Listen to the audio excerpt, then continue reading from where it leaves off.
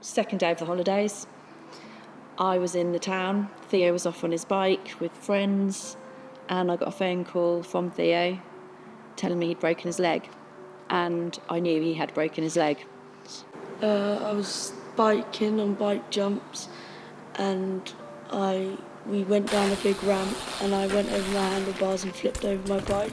So after I called my mum, she wasn't very near at the time, so Izzy, my sister, came over and called the ambulance, and the nearest ambulance was quite a way away.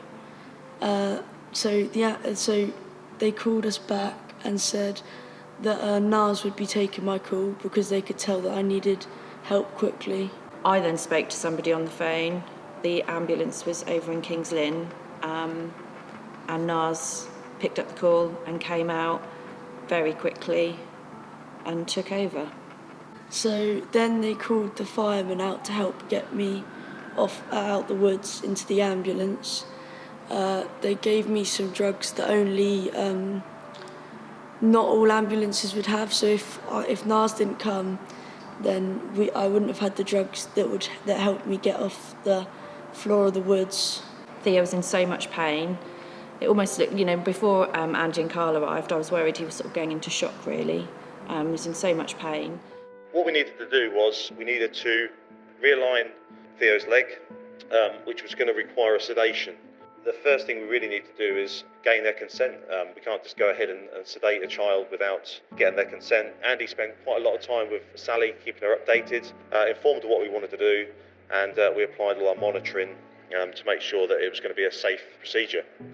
So in the ambulance, someone said to me how calm I was. My son had just had a serious break. I was really calm, and the reason I was so calm is because of those guys, because nothing came as a shock. Every time they administered drugs, they told me what it would do to Theo, why it would do that, what it would look like. So seeing your child on those kind of drugs, they look so vulnerable.